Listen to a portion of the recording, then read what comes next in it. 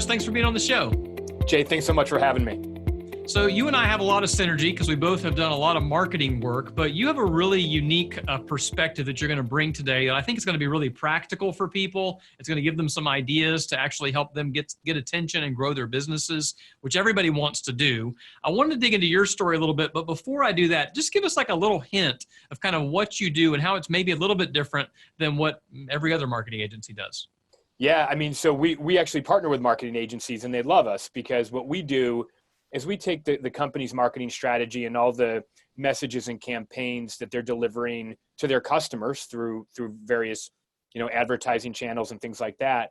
And we make sure that the people who represent the brand, the people who work for the company, can tell the story consistently with the way it's told to customers. So think of it as making sure that what the marketing team is saying aligns with what's happening when the customer actually shows up to, in some cases, buy something. Yeah, I think this is really interesting, actually, and it's critical. And we've dealt with issues with this just with ourselves over the years of our own communication, which is funny. You'd think we'd be great at it since it's all we do, but it's a really interesting topic. So we're definitely going to come back to that. We're going to dig into that and give people some practical ideas around it. But let's talk about entrepreneurship a little bit. At some point, you said, hey, I'm going to start my own thing. I'm going to run my own company. There's risks involved with that. I think a lot of people think that. Some people try it. It goes really well. Some people don't. It seems like it's going pretty well for you. So tell me a little bit about why did you decide to kind of start your own business in the first place and what's your entrepreneurial journey look like? Yeah. So I always say that I'm an accidental entrepreneur. I didn't wake up one day and say that I wanted to be an entrepreneur. It sort of just happened. And it was kind of a combination of a couple different things. The first was, I was very fortunate to be able to go back and get my MBA. I was a couple years into my career, had a chance to go back and do the MBA program. And it's amazing how your perspective changes when you learn new things, right? Just having that additional knowledge really changes your perspective on what's possible, what you want to do, and it challenges you to think in new ways. So that was happening. While that was happening, the company that I was with was going through really an acquisition. We were going through a major acquisition. And as a result of that, reorganizations were happening. And my family and I were going to have to move to the Metro New York area. And it just wasn't the right time for us to move. I was finishing my degree. We had just had our first child. And what ended up happening was the company I worked for said, okay, if you don't want to move, that's fine. Somebody else from the company called me and said, we have a contract role. It's not a full-time job, but it's a 9-month contract. And this is one of those things where it's going to kind of be what you make of it. And I said, listen, I don't want to move, might buy me 9 months, figure something out. And here I am. It'll be 9 years next week that happened. And I left and I took that contract and turned it into a business that's lasted 9 years. So. Well, congratulations on that. I always tell people, that 10-year mark's a really big one. So I'm excited for you to get there. You're going to be, there very soon. And the reality is just based on the numbers, when businesses make it to 10 years, they essentially can make it as long as they want to some extent, as long as they don't, totally screw something up along the way. But for the most part, at that point, you've been through recessions usually, you've been through big technology changes, you've been through a lot. So over that time period, thinking back over the last 9 years, you've obviously encountered a lot of change especially in marketing. The world is just different than it was 10 years ago. The way we use technology for our iPhones, to our, social media accounts, things didn't look the same as they did when you started. So how have you been able to adapt over time to overcome those changes and maybe use them for your benefit? Yeah, so there's a lot of ways. That could be a whole conversation in and of itself. But I would say that, so in full disclosure, the company we have now, InnerView, is really sort of the third iteration of our company. The company I started in 2011 was called Insight. And when we started Insight, we had the opportunity, about 5 years in, to merge with another consulting practice. And we took that opportunity. And it just didn't necessarily go in the direction that we wanted it to. And my partner and I decided that that wasn't the path that we wanted to stay on. So when you talk about things that change and cause you to sort of adjust and make adjustments, to what the market is showing you, when we left that organization, we took the opportunity to really do some soul searching and say, what worked over the last, at the time it was, 6.5 years, what worked, what didn't work. If we're going to start again, what would we change? And it's one of those rare opportunities in life where we almost got a complete do-over. We were able to preserve all of the great things that we had, but really to make adjustments and make the adjustments that we thought were appropriate for the market. And getting specifically to your question, one of those big changes that we saw was, rather than organizations being so sales driven, the companies that we were working with were the influence of brand, and the idea of brand has permeated so many different aspects of organizations, right? It's become so much more of the center of gravity around the word brand has grown so much, especially in larger, consumer organizations. And we saw that change happening.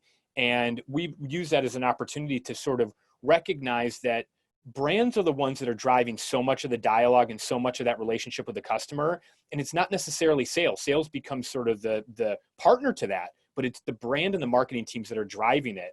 So when we started InnerView Group, going on 2.5 years now, we aligned it around that shift that we saw in the marketplace, which was the growth of the influence of brand.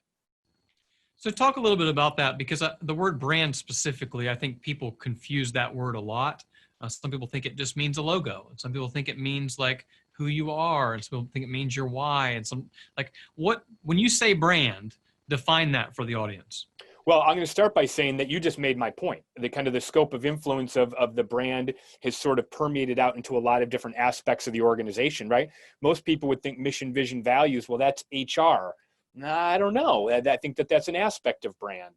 But when we think about brand, the way we talk about brand is that's the promise you're making to the customer. That's the contract that you have with the customer. You're saying you're setting expectations that we're going to deliver this to you as a service provider, as a product, whatever it may be.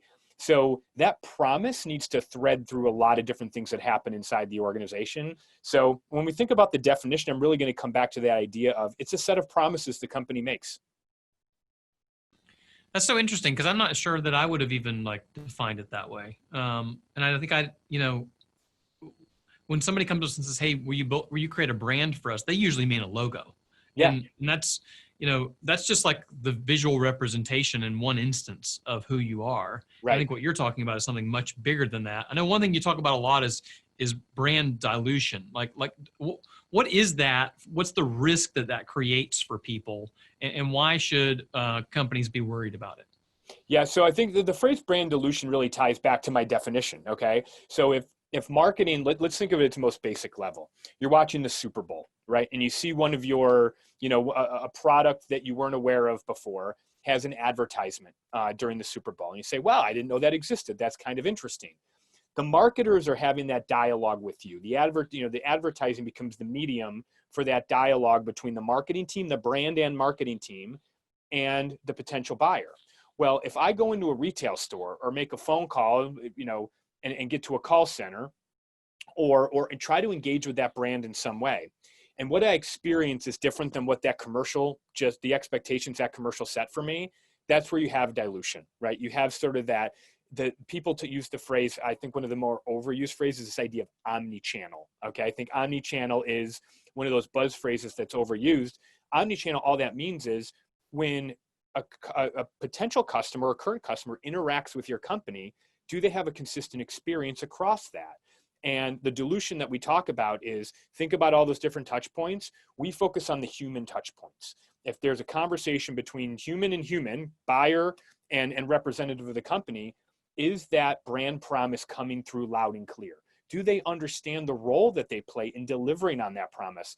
And I have a couple of interesting stats we can get to later on, but the reality is most people don't even see themselves as an extension of the brand. They don't see themselves as a reflection of that brand. And that's a real challenge for organizations. That's where you get the dilution. Yeah. So it's interesting. It's basically like, us in sales and marketing are making these promises out here, but maybe that information is not clearly being transferred to the team over here who actually has to execute on those promises and deliver whatever we're going to get. But they're not speaking the same language, basically. That's right. And as a result of that, the customer, and I always say, expectations are the biggest thing that ruin almost all relationships. I expect this, you expect that. Those things aren't in aligned. We have a problem. That's true in marriage. It's true in friendship. It's true in team relationships internally, and it's true with client relations externally. And I would say communication is the bridge that connects those expectations. Yeah. And I feel like that's kind of like what you're talking about, where the advertising or something over here set a particular expectation. That expectation isn't being clearly associated here, or at least it's not being carried through the whole company. Is that kind of what you mean? That's very well articulated, Jay. Honestly, I think that we have a very large consumer services company that we do work with, and I had somebody from that company say to me one time, "We have to stop having our customers educate our people on our products and services." Okay, and another person from the same company would say, "You know, we do a great job of putting it on a billboard, and it's pretty catchy. But when that phone rings and the person answers that phone, how do we make sure that they know what role they play in communicating the message that's on that billboard? And oh, by the way, that doesn't mean just showing them a picture of the billboard. It's what does that mean for you? What does that mean for your day?" The reality is, and again, we've got research that backs this up, marketing doesn't necessarily see that as part of their role. And the frontline people don't necessarily see that as something that they need to be in tune with. But that goes back to your question about what we've seen change over time in the business world. One of the big changes is the need to have your people in lockstep with your brand, the way that Patagonia does, the way that Subaru does. Those things are critically important if you want to endure. Yeah, it makes a lot of sense. It's really not a topic I've spent a lot of time thinking about, but now that you bring it up, it's interesting. You know, we deal with some of these problems already internally, just with a handoff from one department to another to some extent, where we built an application for somebody over here, and now it's getting handed off over here, and the marketing partnership is kind of helping execute and promote that. You know, one of the things we've been talking about is internally here has been creating a consistent, continual client experience. So from the time that they come in to the time they leave, regardless of who they're dealing with, they still feel like it's the same thing, which is, I mean, I think that's kind of what you're getting at. It speaks to the brand. Like when they're inside of the brand, when they're inside of, for us, when they're at Design Extensions, anybody that they interact with presents the same picture of the expectation of what that client's going to get at the end of the day. Yeah, we had a conversation. My business partner and I were in Chicago last fall, and we had on back-to-back days we were with CMOs of national consumer brands, and on the first day, the first CMO said to us, "We're going through a rebranding, and I'm confident we're going to talk the talk. My concern is we won't walk the talk. Are we going to actually act in a way that reflects, you know, what our brand story is?" The second day, the individual said to us, he goes, "So are you the people who can help me get my folks to act the brand?" He used the phrase "act the brand." And that's exactly how we look at it. If the brand is a set of promises, that's a promise, it's a contract between the customer and the marketing department. What are the actions that people throughout the organization should be taking that are congruent with that promise? How does that promise get translated into actions? That's the place where most organizations fall down. They tell people, maybe they'll show the commercials, or maybe they'll provide a one sheet or whatever the case may be, or do a training. But the reality is what they're failing to do is really translate that message into clear actions.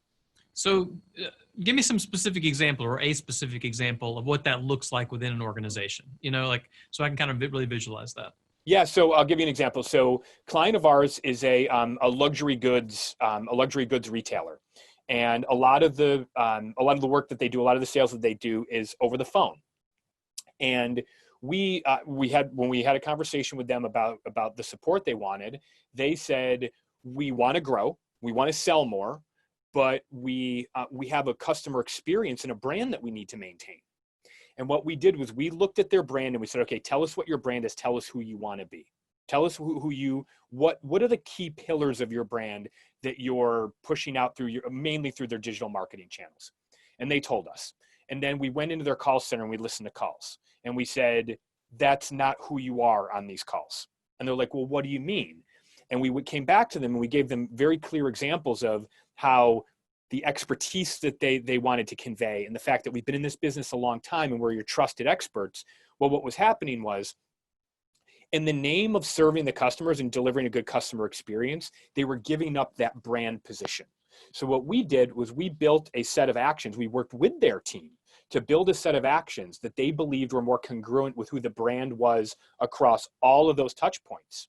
And in doing so, their conversion rate went up by 33%. And in their business, in any business, that's a big deal. And this is a pretty big consumer brand. This isn't a small business. So all we did in that instance was we said, okay, you're telling customers you are this, but when they show up, you are acting in a way that is not congruent with that brand message. And as such, you're sacrificing your position in the marketplace. You're not being who you say you are. And by doing that, your value proposition gets diluted, right? The value proposition that got them to your call center is not the one that's being delivered upon.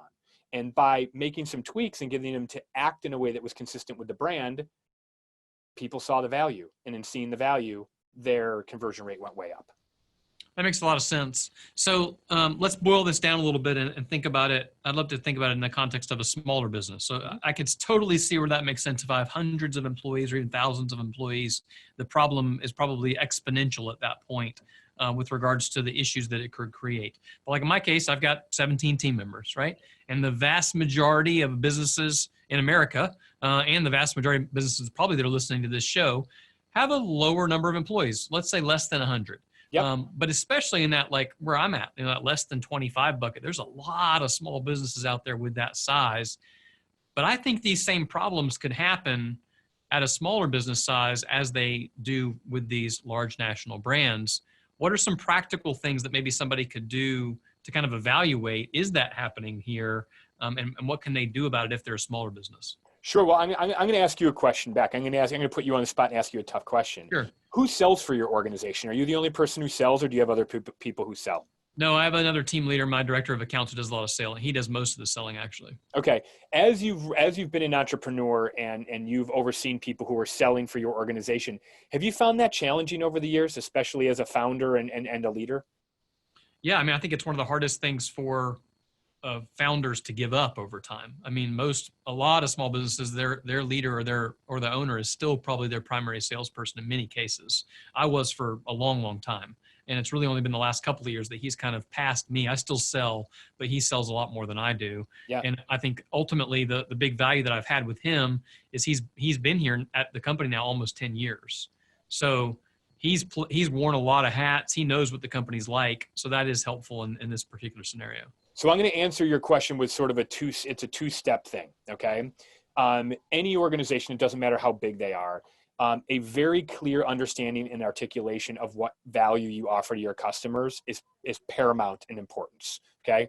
And I speak from experience as somebody who ran a business for a number of years that we were not clear on what our value was. And it took us, going through the opportunity to reset and step away from it, where we weren't servicing clients for a handful of months, to really think about what we wanted to be and to articulate that value very clearly up front. And it served us very well in doing that. So step one is putting in the time, and it is time and it's effort to really think about what that value proposition is. And at the end of the day, why do people hire you? What is it that you are so good at that you can charge the rates that you charge, or your prices for somebody to hire you to do it or deliver your product? Whatever it is that you do, it doesn't matter. What is the very clear distilled value that you offer? That's step number one. Step number two to me is really gets into if you want to scale, right? If you are a small business who wants to continue to serve your clients and the founder is, primarily doing the selling, that's completely fine. You still need to have that value prop. But if you want to scale, the second step there is, and whether you're one salesperson or, we have clients that have 75,000 people in call centers across the globe. The key that we focus on and the way we go about our business is we look at that person as an audience to be marketed to, not trained. We don't look at them as somebody that we want to, here's a bunch of information, take that information and tell it to the customer. We look at it as, how can we learn what their attitudes and perceptions are? In some cases, their biases, right? Learn what their hangups are, just like marketers do with market research, and then market to that person. To me, it's about convincing them so they believe in it, not educating them so they know it. And that's the tip. That's sort of the secret sauce that we have as an organization, is trying to drive people to the point of belief and not knowledge, because knowledge only gets you to the point where you can recite facts, but the passion and enthusiasm and true alignment with that brand and that value proposition only comes when people believe in it. So our role, we see our role is to convince the person that is selling how great it is, not train them, because you can't train somebody to believe something. Yeah, it's interesting. I don't think I've ever really thought about that idea of internal marketing, which is kind of what you're saying. But that's what we do. Yeah, all marketing really is great communication. Like if you communicate really well, you're trying to convince somebody to do something. You're trying to convince somebody to believe something. Ultimately, like you said, that you're going to be able to deliver what they want. And, I always say when we're putting together, stories for clients, people used to come to us and they'd say, "Well, Jay, we need you to help tell our story." And now I say, no, you don't. You need my help to invite your customer into the story, because it's about the customer. It's not about you. Right. But what's interesting is on the sales side, I think a lot of people really struggle, and even entrepreneurs struggle with this, because they're maybe good at a particular thing, but they're not good at sales. And they don't want to sell because they don't want to be like that sales guy, that everybody's had. Right. And I always tell people, I'm like, look, if you have a product or service that you really believe is in the best interest of the person that you're selling it to, then you're almost morally obligated to sell it to them, to convince them to buy it, because you're going to help them. Like Zig Ziglar always said, stop selling, start helping. And that's kind of the intent.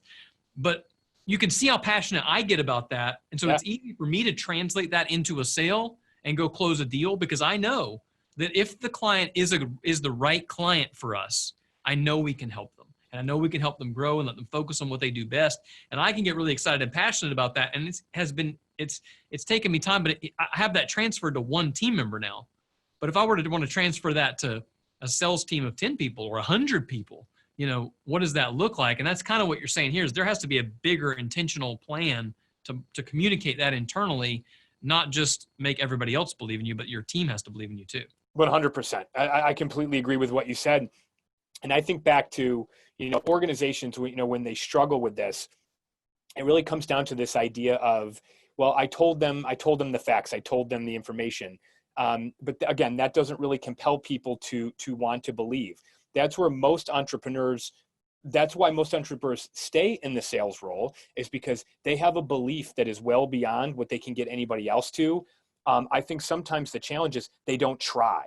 And marketing, in my mind, is behavior change on a mass scale. That's what it is. Marketers are trying to drive behavior on a mass scale.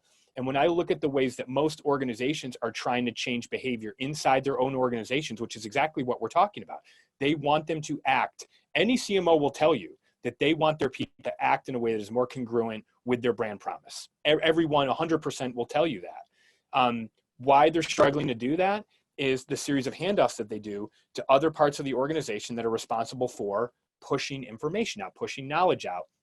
And we look at it and say, you're not leveraging your best skill. Marketer's superpower is be able to drive behavior change on a mass scale. And the typical corporate training department, even they will tell you that's not what they're set up to do. They are set up to make sure that people comply with company policy, that they've checked certain boxes as it relates to making sure people have information about tools and mechanisms and internal processes. That's what the typical corporate training department has become. They are not an inspirational source for most companies. They're not set up to be. I'm not knocking them. They're not set up to be. We are saying whether the organization is big or small, if you really want people to act in a way that lines up with your brand and have that belief, you've got to push them to a much higher level of engagement than giving them a one sheet. Yeah, that makes a lot of sense. I think that's something that, I think is probably going to rattle around in the heads of people that are listening to this a little bit, because I know I've not really put much thought into it, and I need to. I want to transition a little bit, while we still have time, into the idea of work-life balance. And this is something that I always talk about, because I've got 5 kids and they range from 7 years old to 15 years old. And this means something a little bit different to everybody. But I'm curious for you, number one, what does that even mean to you? What does work-life balance mean to you? It's easy when you run your own company to get buried and stressed out, worn out, and ready to quit. So what's that look like for you now? What does it look like for you over the years? Wow, this is, talk about one of the harder topics to, everybody's got their own personal view, as you said. there are times when I say to my team, when you know what it's like being an entrepreneur, there's times where you have peaks and valleys, right? And when you're struggling, with morale, or people are in need of sort of a pep talk.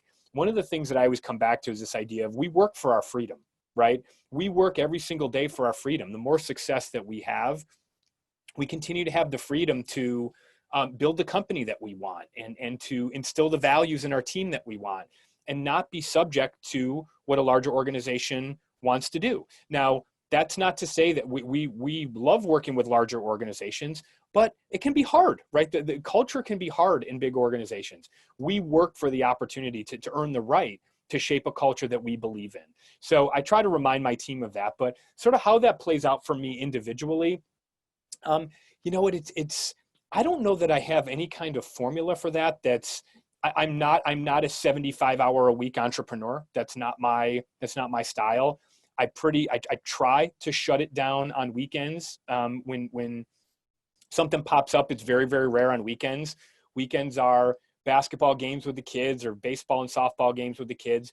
I really enjoy doing that. A lot of people don't. A lot of people don't like game at 9 a.m., then practice at 11:30. I actually really like it. I like having sort of that schedule on the weekends. But I would say one other thing, my family and I have really focused in the last couple of years on trying to get outside a lot more. And it's become a big priority. We hike a lot more. We get outside, even when it's colder out. We're finding, outdoor opportunities. We really like being out in nature. We took a great vacation last year where we really I completely shut down. And it was very much driven by, being out in the natural environment. So being out in nature is something that's really helped balance me over the last couple of years. You know what I love about that is, and I love asking people this question because everybody gives a little bit of a different answer, is you just figure out what works for you, And I always tell people, ignore the system, but have a system. Like, you need to figure out what works for you. Just because Chris, feels like his family needs to be in the outdoors a lot, and that's what they've decided, you might not decide that. That's okay. Just because Chris has decided that you don't want to work, 80 hours a week. Maybe somebody else does in a particular season. When I was younger and didn't have kids, I put in a lot more hours than I do now. But now, one of my primary kind of objectives to determine my own personal success is, am I home for dinner tonight? Yeah. And the goal is to always be home for dinner. Now, there's occasions where something comes up where I have to do this one thing, or I might have to travel. But in general, that's kind of this is the bar.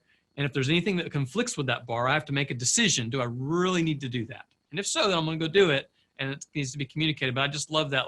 You've got your plan, you figure out what works for you, and other people need to kind of figure out their own plan ultimately. My system includes dinner as well. And like you said, have a system, but ignore the system. I've gotten to the point where it almost doesn't really even register that I wouldn't be home for dinner. I'm going to be home for dinner. I might be 15 minutes later because I'm wrapping up a call, but I'm going to be home to have dinner. A lot of times I'm home to cook dinner because, my wife and I go back and forth. We both love to cook. But yeah, the dinner thing, one of my former colleagues used to phrase, one more tuck in. She would say, she would plan her travel schedule, to be able to get home to get that one more tuck in for the kids. So even if it's not dinner, it's at least getting that tuck in and that kiss on the forehead. That's something that, as a dad, I hold those things sacred. American Airlines doesn't help me every time get home in time for that extra tuck in, but I try for sure. American Airlines has left me hanging a few times, so we won't go down that path. But yeah, I love that. I think the reason I always come back to this stuff is it's so easy to get stuck in the business trenches. And I think people are listening to this for business tips and business advice and marketing advice and sales advice. And all those things are really important, because if we can't grow our business, it's hard to put food on the table to actually be home for dinner. So I get that, but I also really believe in a full life, and like I said, even that means something different to somebody else. And it's going to mean something different to me when I'm 65 with grown children than it does now with 5 younger children. But I appreciate you sharing your perspective. Last thing is Jay, if I could, one other thing I would just say to that, and I think that it sort of bridges business and work-life balance, is even in the last year, I've put a lot more focus into growing my team. So it's not something that everything has to flow through me or through my partner. And, growing the team, if that's something that's important to you, growing the people around you is so important. That way you can afford to step away. You can afford to take the 2 weeks off in the summer. I enjoy that. It's hard. It's really, really hard. But if you want that balance, investing and growing your team, and sometimes that means spending a little bit more and making sure that you have the proper staff to be able to do it and not taking it all on you. But if that's a priority, there's ways to do it, but it requires putting faith in people in your team. Yeah, that's a huge deal, which makes me want to like have a whole separate podcast side tangent because I always want to talk about team growth because it is one of the hardest things to figure out, I think, and I'm still struggling with it, because every person on your team needs and wants something different, but at the same time, to your point, I could operate a profitable business by myself with an assistant, no problem at all. But two things. One, I actually want to create an environment where other people have an opportunity that might not have otherwise had, or at least I can create more opportunities for those people to have. And two, I'm going out of town tomorrow with my wife for 4 days for an anniversary trip, and I'm not going to check my email. Yeah. And I'm not going to check my voicemail, and I'm not going to check my text messages, and nothing's going to burn down. And I'm going to come back, and everything's still going to be running. And so my new thing right now that I'm working towards this year is I've always said I want the business to survive when I'm not here. That was like the thing. Now my new vision is I want the company to thrive when I'm not here. Yeah. There's a big difference in it surviving when I'm not here to moving towards it thriving when I'm not here. I want at some point for people to literally be like, look, we're just better off. We're running this thing without you. Great. I love it. Like that's kind of a long-term eventual goal. So we have a lot in common, Jay, for sure. That's good. So I think we could probably talk all day, but I'm not sure people would listen all day. So I like to wrap up the podcast just thinking about this idea of building a business that lasts. Most businesses fail in the first year. Very few make it to the 5th year. And then after that, the stats improve quite a bit. So in all your years of business and growth and entrepreneurship, there's probably a ton of different ideas and things that have stood out that have been the most helpful. But if you had to kind of leave some parting advice for people, maybe somebody that's listening who's been in business a few years or thinking about starting a business, and they're just not sure if they can make it last, what is kind of some parting advice that you feel like leaving with them might be really helpful? So my answer is going to be a combo of one thing I said earlier and one thing you said earlier. And that idea of understanding what value you bring and sort of combining that with, not only just what value that you bring, but if you stop doing it, finding what the thing is that if you stop doing it, you feel like you'd be robbing the world if you stop doing it, right? That North Star of if my team and I truly believe that if we weren't doing what we were doing, we believe we're really pushing a new discipline, just as the way internal communications became a thing 25 years ago, that this idea of moving past communications to real influence-based approaches with your people, we'd be robbing the world of that. If you believe that stopping doing it would rob the world of your talent and the superpower that you have, the way that motivates you is different than money. I mean, to be completely honest, it's different than money. And, when we restarted this company, we had somebody say to us, if you have the courage to make it through the first year, I really think you're going to have, a big successful run with this business. And the way that where you find the courage to do that is to understand what it is that you'd be robbing the world of if you weren't doing it every single day. So again, that is a North Star, finding what that North Star is. And you could say it's tied into things like, Simon Sinek's Find Your Why and things like that. I think it's all tied in, but I think it's even more personal than that. It really comes down to, it would be unfair of me to step away from doing this or to not make this succeed, because I think in my way, I make the world a better place. I think you have to have a higher level of motivation like that. I think that's huge. I mean, everybody wants to make money. Like money isn't the end all be all, but it does allow you to do fun things and enjoy life. But there are a lot of ways, thankfully, in the economies that most of us listening get to live in. There's a lot of ways to make money. And there definitely comes a point where you go, but why am I doing this? And I love that whole idea of like having a North Star. And even better, like if I didn't do this anymore, I'd actually be robbing people of something. That's a really powerful thought.